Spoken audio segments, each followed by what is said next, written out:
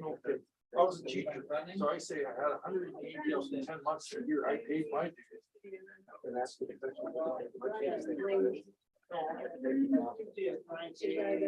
All right, good evening, everyone, and thank you all for joining us. My name is Alyssa Karpinka, and I'm the event coordinator for McNally Robinson Booksellers in Saskatoon. This event is coming to you from Treaty 6 territory, the traditional lands of the Cree, Saulteaux, Dene, Dakota, Lakota, Nakota, and Métis nations. Just to note that this event is being live streamed, so please be aware of the webcam to your right. I'd also like to take a moment to encourage you to silence your phones for the duration of the event. It's my pleasure to welcome you to the Saskatoon launch of Always Another River by Daryl Sexsmith and published by Your Nicholsworth Publishing. Thank you to Daryl for being here tonight and for working with us to create this event. I'd also like to thank David Schleich, President of the Saskatchewan Writers Guild, for joining us tonight as well. Daryl Sexsmith grew up at Prince Albert and graduated from the University of Saskatchewan and Queen's University in Kingston, Ontario. His varied career has included work as a United Church minister, a nonprofit executive director, and an affordable housing specialist in the City of Saskatoon's planning department. Daryl is retired and living in Saskatoon, where he is active in the canoeing, skiing, and fine art communities. Daryl served on the board of directors for the Saskatchewan Writers Guild and Canoe Kayak Saskatchewan. I'll now turn things over to Daryl. Please give him a warm welcome.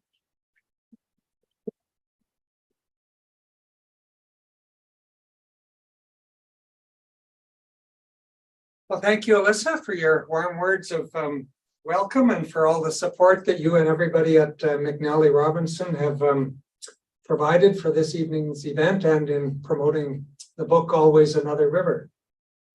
I thought I'd start tonight by providing a little background on my journey into the field of writing. Many of you may not be aware, but I wrote a little coil-bound book a couple of decades ago when I turned 40, and it's called Summer. And Summer tells the story of the 40-day solo canoe trip that I did all by myself when I was in the summer season of life. Or in other words, it's about my midlife crisis. So Summer was quite a successful little book. I had 500 copies printed up at the stationery store, and I put them for sale for $10 each. And today I only have 2 copies left. And so if you do the math, I sold 498 copies of Summer. But actually, that's not totally truthful. It would be more accurate to say that I sold 98 copies, and the other 400 copies were sold for me by my mother, who was the big promoter of the book. I was, surprised to find that the Summer it's still out there. I Googled it. It shows up online at secondhand bookstores. I think it's one book for sale, but it makes it look like it's in 5 different stores because it's all described the same. And it sells for $16 US, and it's described as being scarce. And the interesting thing is, shortly after the publication of my new book, Always Another River, I went online again and noticed that almost automatically the price of Summer had gone up to $30 US and was now called very scarce. So I presume that somehow in the online world that there's an algorithm that says he's published again, so the value has gone up. So having said that, I guess I should have saved a few more copies of this little booklet. A second printing, maybe, yes. But I would say that Always Another River is a much better deal at $24.95. It includes 218 pages, so much better deal than this one at $30 for 80 pages. And Always Another River is it's a book containing stories from a lifetime of canoe tripping. And the book has been in the back of my mind, for a number of years. But the project really came to life when the COVID-19 pandemic started. And with the world locked down, I found I needed a project. And so writing the book just came naturally to me. And I started writing about 2 hours a day. And before long, I had written more than enough for a book. I started sharing the bits and pieces of the manuscript with friends, and not only was the feedback very positive, but people started pre-ordering copies, and they were hoping they'd be available for Christmas of 2022. Of course, things didn't happen quite that fast, and I'm just about a year behind in filling those pre-orders.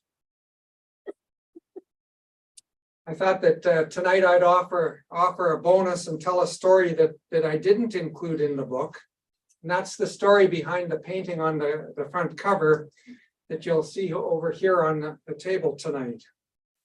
The painting's based on a sketch that I made of an island campsite where I camped by myself on Black Bear Island Lake. And strangely, I have no memory of that particular island or my campsite at that location. Now, those of you that know me well will find this odd because I remember everything, but I have no memory of that spot. And as I wrote Always Another River, I could remember something about every place that I described and every place I'd camped from 40 years of canoe tripping, but no memory of this island campsite that was located somewhere near Silent Rapids on Black Bear Island Lake. The positive thing was that I'd made a sketch of the campsite, and that sketch is up here tonight too. And so I decided that I would paint the campsite from the sketch in the hopes that I might remember the place. And the end result is the beautiful painting that you see on the cover of the book. But I still don't remember being there. So like Job, I decided to ask the wisdom of 3 wise friends as to why this memory might be missing from my mind. One wise friend told me that something traumatic must have happened on that island, and therefore my mind had blocked out the bad memories of the place. Another wise friend said that, no, it was simply because I had the sketch to remember the place, then there was no need for my mind to memorize it, and so my mind erased it. Sort of like, a hard drive in a computer does when it updates itself. Got rid of the memory because I had the sketch. And then the third wise guy told me just to get over myself and accept the fact that, like everyone else, my memory wouldn't be perfect, and there'd be no place that I shouldn't be able to remember everything. Well, like Job, I found none of my friends' explanations to be satisfactory. And it wasn't until recently that the explanation came to me, not out of a whirlwind, but from another canoeing book.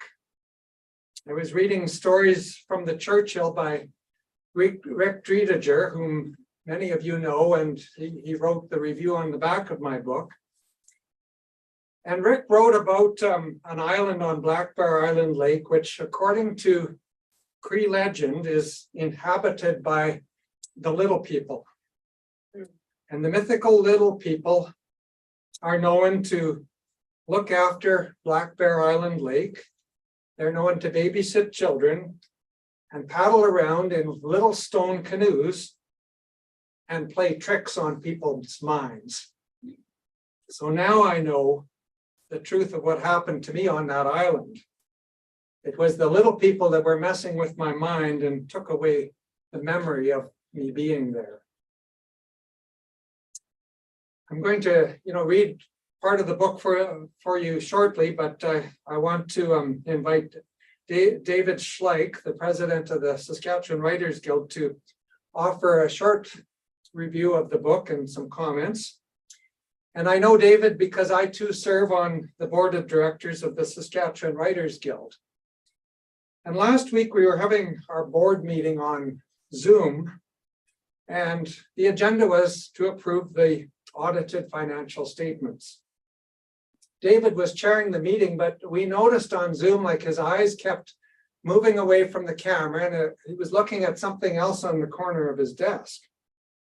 And it wasn't until the camera zoomed out that we saw that he was reading from Always Another River when he was supposed to be focused on the audited financial statements.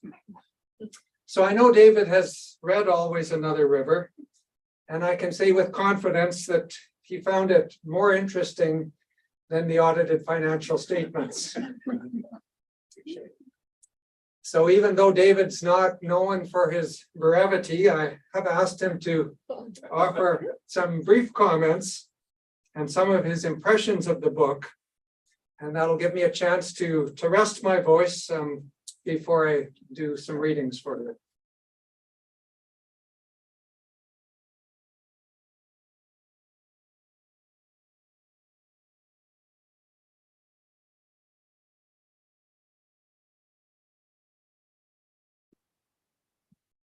He's taller than I am. Thank you very much, Daryl. I'm delighted to have a few moments, about 300 seconds apparently, to maybe 600 seconds, no, 300 seconds, to tell you some of my responses to this remarkable book. I'm a bit of a meticulous drudge, my wife would say, and my background academically is such that I make notes about everything.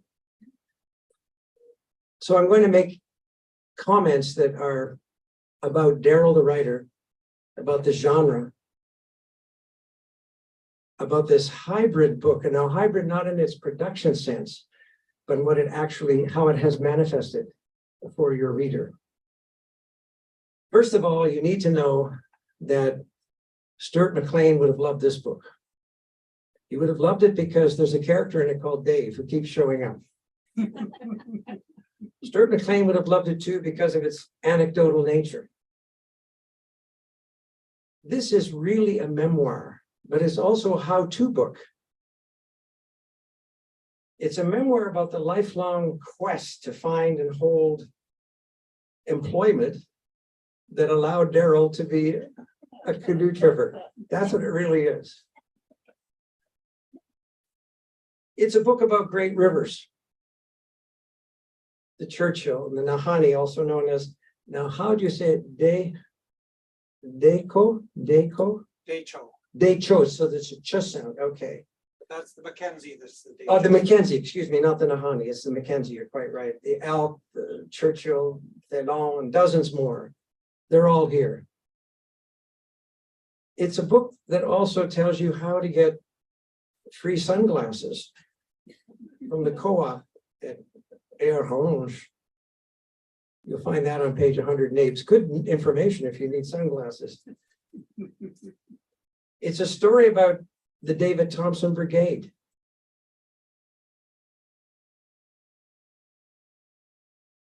It's a story that taught me, because I was in a canoe that probably wasn't like the Titanic, one of the canoes mentioned in the book. But I know very little about canoeing, but I've learned about pillows, not the kind you sleep on, the kind that you deal with as you move through water, about large lake country, about a splitting mall, whatever that, I know what it is now, but I had to look it up. And I also learned about the secret of good campfire coffee. Do you know what that secret is? It's delightful, and that's why this book is so rich. Because these little fragments and these little leitmotifs are sprinkled among all of the pages, and you think, this is real, this is memoir stuff, this is real life material.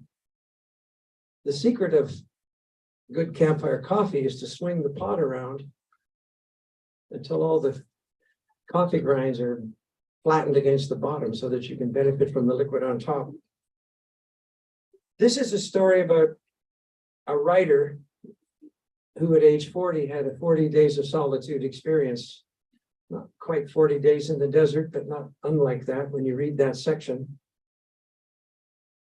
It's about a minister and about a man, a thinker, a man in service to his community who uses the metaphor universe of canoeing to teach and guide. It's about a man who's a painter, as you can see from his cover. It's about a man who teaches you definitions. For example, back paddling. Now, I've heard of backsliding, and he was a minister after all. The back paddling, I kind of got what that was. Ruddering, I could figure that out. Dumped, I figured that out. Several scenes. I understood the distinction between canoe tripper and canoeist. I learned about bow paddle, boogie wheels. I learned about the Saskatchewan Voyageur certificate. I learned what the value is of a Kevlar prospector canoe. There's lots to learn in this book. It's not just a story, it's a compendium of terminology.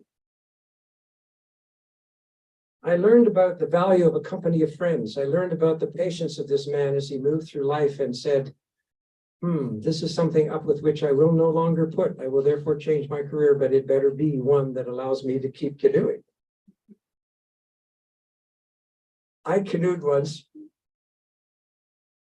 I'm serious, maybe 3 times in my life. And the one time I was canoeing, I was on the Ottawa River with friends, and we parked the canoe, and I have no idea what it was. Wood, it wasn't a canvas thing. And I was walking just along the shore, and suddenly I disappeared into, I don't even know, a sinkhole, whatever it was. And all that was left was my hat that floated down the river, and there's great panic. And a few moments later, when I surfaced, having sunk into this big hole and gone under these rocks, they jumped in their canoes and they rescued me. So I have some experience with the catastrophe of tipping a canoe, except I have no excuse for tipping anything. I just walked into a hole while canoeing. I came up downriver.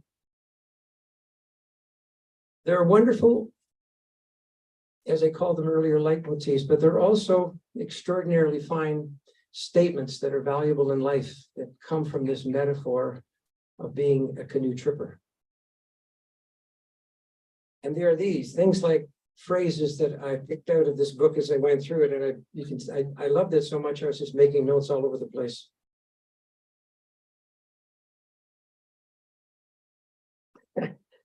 You'll always know a paddler, an odd combination of warm and cold weather. Apparel is what paddlers have. Pink shorts and a tattered wool sweater, for example. And the canoe names, think about them. Titanic. Obi. Not one Kenobi, but Obi. C1. There's canoe advice all over the place in this book. Things like, make sure when you tie off the canoes, they're on the left side of the plane. You'll always know a paddler, as I said, because of his or her apparel. But you'll always know a tripper because that tripper looks for unseen truths, and they are peppered throughout the narrative, paragraph after paragraph. You'll find phrases that'll stick with you, like one that stuck with me significantly, and I think that was the line I was looking at when I should have been paying attention to the audited statement, and that is the magic of grace and coincidence. Now, he was age 11 when he did his first paddle, and a lifetime followed. That lifetime took him within a few steps of me years ago when I didn't know Daryl. I lived in Kingston, Ontario. I was a dean in a post-secondary institution there that he was going to. He was at the Queen's Theological College, and I lived at Johnson and University. And that's the student ghetto where all the parties were. And I'm sure Daryl passed by there on his way to and from studying, not a party. There are wonderful quotes in the book that I'd like to leave you with a medley of. An aluminum canoe is loved by canoeists and rocks alike. Fiberglass chopper gun special. We fashioned a third paddle from an old broom handle and a scrap piece of plywood. The richness of detail in this book will keep you reading and reading. And of course, lifelong advice like a father's unerring counsel to his son: watch the sky. And what do you see in that sky? God, manifested in the beauty of the landscapes. There's also something else you got to watch out for, and that's the mystery of Dave's missing fishing rod. You know what I'm referring to there, Daryl? Yes. Did you ever go and find it again? It's still there waiting. It's still there. I've asked people to look for it, so. There's also the myth of the wooden deck chair. These are all Dave stories.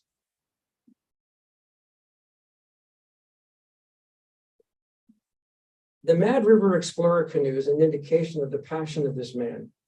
I mean, imagine this: oak seats and a hand polished ash gunnels. It sounds like the latest model of a Camaro.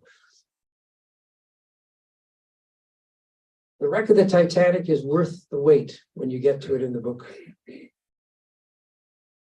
Little phrases like orphaned food packs will stick with you.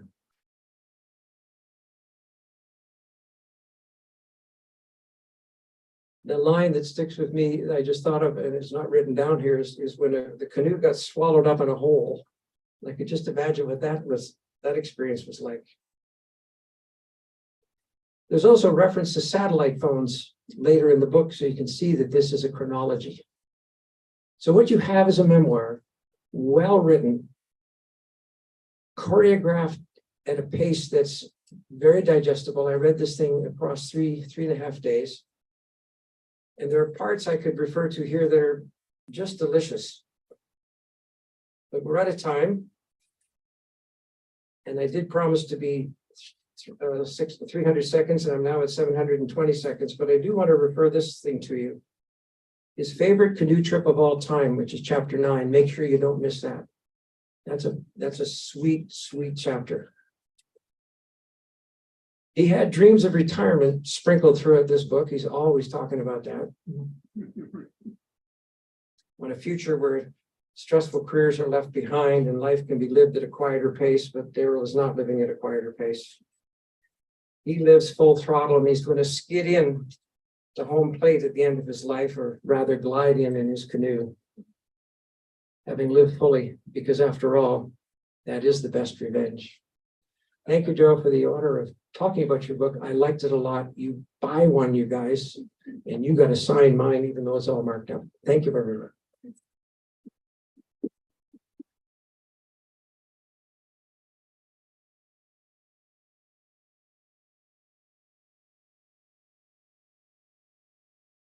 Well, thank you, David, for those kind comments. And I'll tell you, the guy in the pink shorts and tattered sweater, he is here tonight. So Where is he? see if you can pick him out. Oh, dear. I don't see anything pink. You'll have to tell me. I'll have to tell you. This guy. I guess it's you. He's there, and if you look, come up later and look closely at the picture of the rapids, you'll see Dave portaging over the rocks there, and I think that's where he left his fishing rod. So this is the famous Dave. This dirt McLean with a different Dave. More famous than I am. oh, that's the same Dave. Yeah, that's the same Dave. There's only one Dave in the book. There's 3 Randys. One Dave. And one Dave, yeah. So I thought that I'll read for you a bit of the book, and it was hard to really decide what to read tonight. So I thought maybe I'll start with a story from from the Nahanni and that big hole of water that I was had written about. The next morning, we paddled a few kilometers from our camp to the far end of Dead Men Valley. Dead Men Valley is connected to First Canyon by a nasty set of rapids, sarcastically named George's Riffle. As we scouted from the top, I mused that if this was a riffle, I couldn't imagine what George would call a rapid. Although we couldn't see the full rapids from the top, we saw enough to know that there was no smooth route down George's Riffle. Neil told us to stay to the far left to avoid the large and irregular waves in the right of center. I was paddling with Tanya. It was our first time together in the boat, so we decided to play it safe by going last and following the other three boats through. It may have been an illusion, but I was sure that I saw the other boats go down the center of George's Riffle. So I asked Tanya to back paddle from the bow as I set an angle to ferry us out into the middle. With blind trust, Tanya followed my lead. Then suddenly George's Riffle came to life. Out of nowhere, a strong current grabbed the canoe and pulled us right into the big stuff. The irregular meter-high waves pushed the canoe this way and that as we struggled to find a new course. Then the giant wave appeared before us. A rogue wave towering at least 12 feet towards the sky came up out of the depths, creating a canoe-swallowing hole directly in front of our canoe. Down went Tanya into the hole as I yelled at her to paddle hard so that we could climb out of the trouble that I had gotten us into.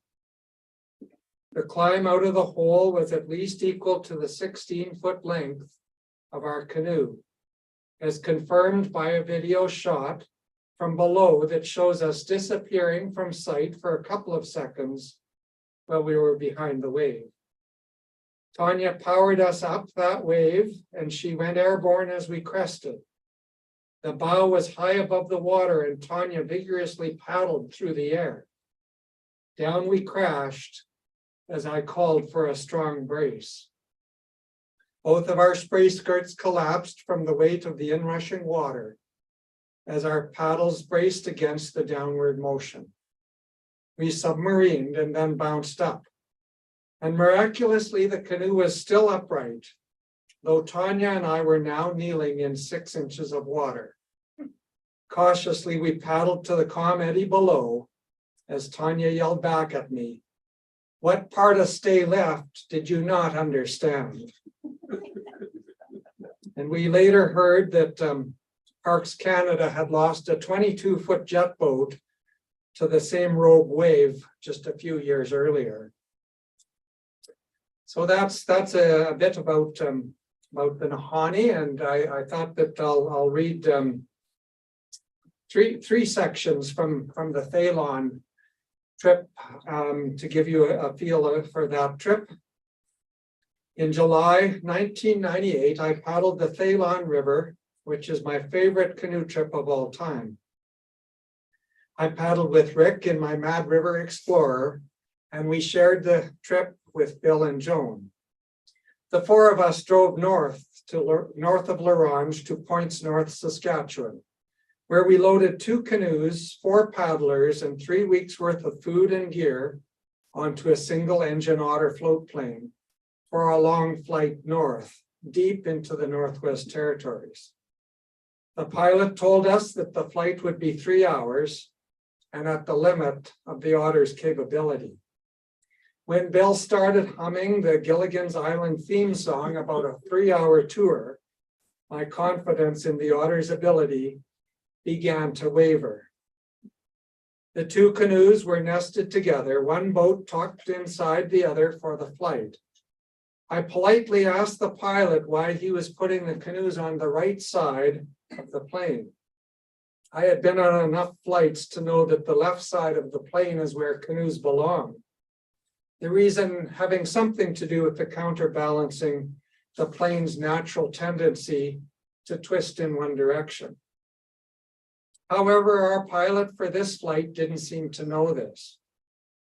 He reminded me that he was the pilot and continued to secure the boats onto the right pontoon. He then proceeded to fill the fuel tanks to their maximum capacity for the long flight north. We settled into the aircraft and prepared for takeoff. The takeoff run down the lake seemed especially long. The plane didn't want to rise out of the water and into the hot summer air. The trees at the end of the lake were quickly approaching. At the last moment, the heavily loaded plane finally limped off the lake's surface, just clearing the stunted black spruce lining the shore. We were flying, but barely. The plane simply wouldn't gain altitude. Avoiding the hills to the north, the pilot banked the otter away from the high ground. The plane did manage to rise a bit once we were flying through the colder air above another lake. But when we flew over the forest, at best, we just held our elevation. Cautiously, the pilot got us turned around, and soon we were back where we started at the point's north dock. The pilot was visibly shaken by the incident. He said that the trip was canceled as it was beyond the capacity of the Otter aircraft to safely take us such a long distance. The chief pilot came down to the dock and gave 2 pieces of advice to the inexperienced pilot. Tie the canoes on the other side of the plane, he said, and leave early in the morning when the air is cooler. The next morning, we were on the plane at first light, this time with the canoes on the left pontoon. The Otter shot right out of the water and up into the cool morning air. The pilot gave a thumbs up as we gained altitude. We were on our way to the Northwest Territories. And I'll skip ahead about 10 days in that trip and read part from near the middle of that trip.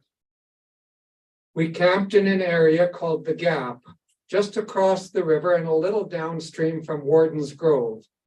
Behind our camp was a hill that was called Black Mountain on the map. It rose gently on the tundra for a few kilometers. Rick and I hiked up Black Mountain after supper and long into the twilight.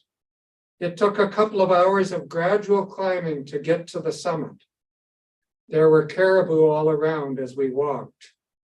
Though we never saw more than 20 at a time, it was clear that the large Beverly herd was in the area.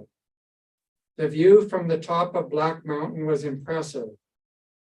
We could see Cosmos Lake in the distance where the Russian satellite had crashed. Looking north, we could see the circle that the sun follows just below the horizon in the short Arctic summer. This walk in the twilight, in the midst of the caribou, is my favorite memory of the Phelan trip.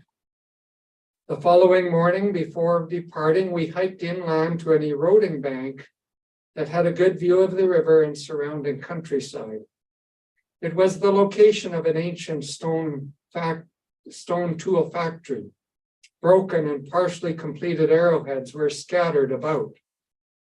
There was a good view of a well-used Caribou River crossing, and I could imagine Dene and Inuit hunters chipping away at the stones to create the perfect stone point while watching the landscape for caribou, which were known to gather in the area before crossing the river.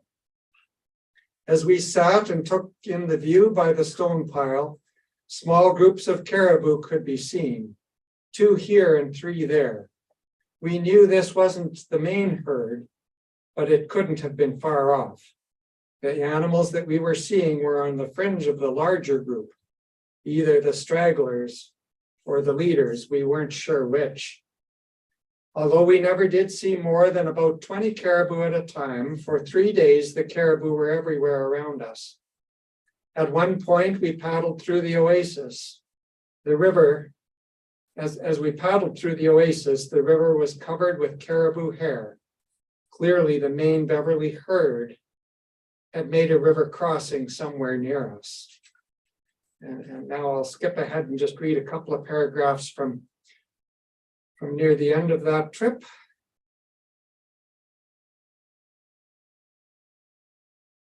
With our plane scheduled to arrive in a few days, the end of our trip was near. Stage 3, the final phase of a canoe journey, brought to mind thoughts of home.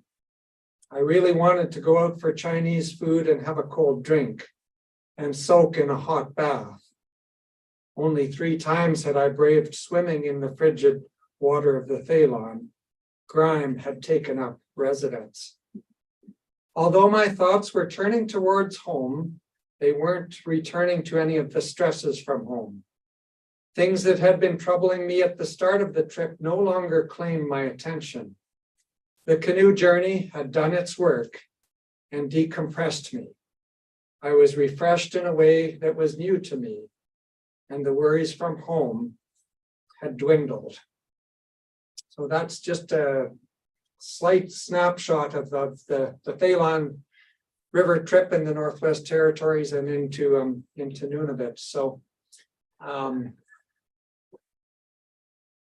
think that I would like to, make a few acknowledgements at this time. And first of all, I'd like to thank, all of my paddling friends who are characters in the book. You're mentioned only by your first name so that you can remain somewhat anonymous if you'd like. And I would say that, these stories also belong to my canoeing friends. They're theirs as well as mine. And I thank my canoeing friends for letting me tell these stories from my perspective and for allowing me to share these memories with all who will read the book. And I'd like to thank everyone who read part or all of the manuscript before I submitted it for publication. Those people know who they are. Some are paddling partners and characters in the book. Others are high school friends or former work colleagues or fellow members of the Saskatoon Canoe Club. And I'd like to thank Heather from Your Nicholsworth Publishing, who did an excellent job with editing and designing the final product. She put in a few exclamation points to spice up the text. And she added a few words that I'd never heard of before, but I kept them in there because once I looked them up in the dictionary, I knew that she had chosen the right words for me in those places. And I'd like to thank Dave, who wrote the foreword to the book, and also Rick, who wrote the review on the back of the book. Rick's been doing a good job of promoting the book up at Missinippi in the canoeing community. He said he was going to be here tonight, but I guess he couldn't make it. But I appreciate that because I know he's got his own books that he's promoting as well. But that hasn't stopped him from promoting my books. And I'd like to thank Alyssa and everybody at McNally Robinson for putting together tonight's book launch and for all their efforts to promote Always Another River within the book reading world. I can certainly sign some books tonight. I know many of you have already bought a copy and read the book, but I can certainly sign copies tonight if there's an interest in that. And I guess we maybe have time for a question or two if anybody has any questions for me about the book.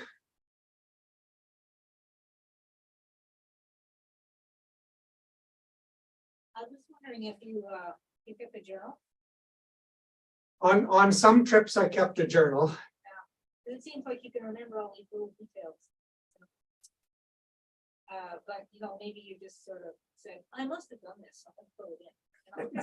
Yeah, I mean, I've been fortunate that I have a good memory of details, and so but I do on some trips I kept a journal, and on some trips, our common friend Dave, who well kept a journal, and so I would have his notes to look at as well as Bill often kept a journal too. So it would be some memory, some my journal, some others' journals. And the weather records were one of the greatest resources in making sure that my memories were correct, because the weather is always a play in that. And for example, when I wrote about having frost on July 17th in Saskatchewan, I thought, that was I making that up? But the weather record said, well, it froze that night in Carrot River, Nipawin, and Cumberland House and South End Reindeer. So those were all in the general vicinity. So it confirmed that was the same night, and that it did freeze. So.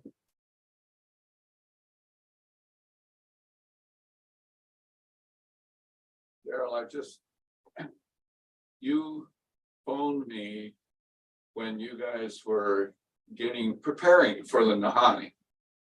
And I'm a pretty novice paddler, but Daryl phoned me to say that somebody had backed out, and would I like to join the four of them to go and spend a day up at Otter Rapids.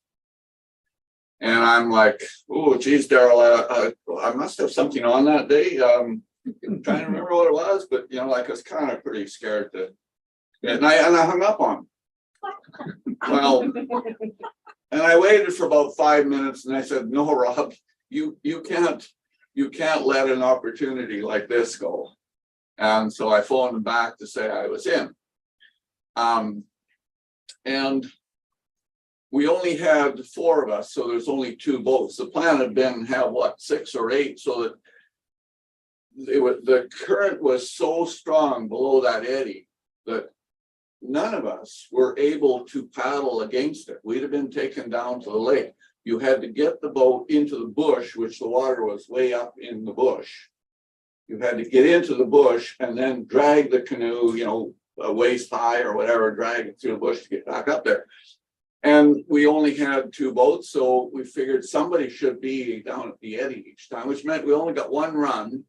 Then the next one, you got to sit at the eddy. Anyways, Daryl and I were sitting in that eddy, and Jean here had a very bright red outfit on. And that big stack over on the right-hand side, I don't know whether they did this on purpose or by accident. They're pretty good paddlers. They probably did it on purpose. But we were waiting, and you remember seeing the boat go way up like this with this big red Jean in the bow, and it climbed up this stack like there, and just like a plane that's kind of stalled out, and it made just enough momentum and down the other side. Still don't know how you guys do that, and I wish I'd have had a video of that one.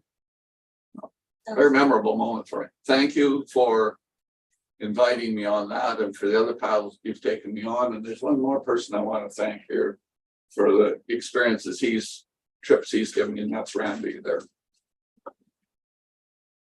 Yes, and Randy's one of the Randys in the book, but Yeah. we won't say which one, so that keep them anonymous. Any other questions?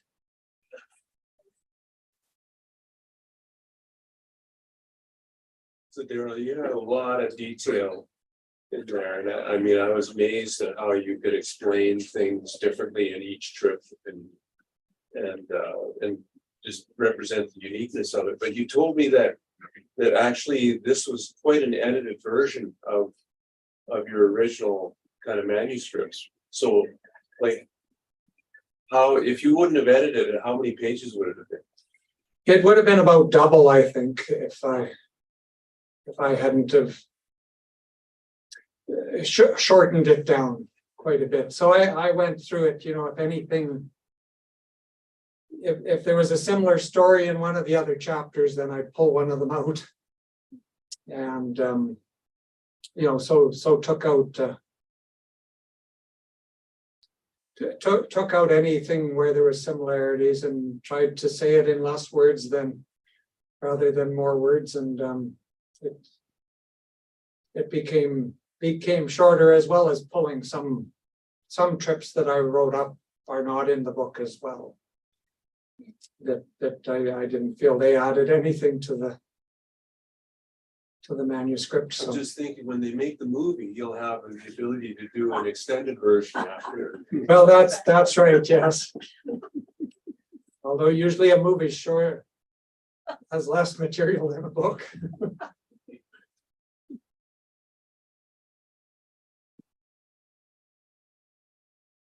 Good, well, thanks everybody for coming out, and I'll turn it back to Alyssa, so.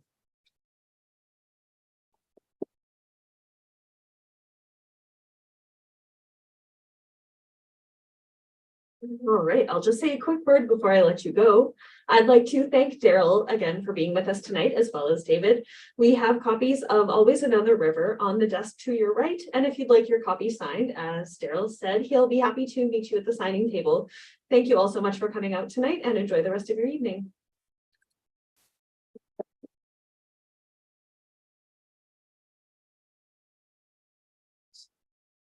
Yes, I can sign it for you.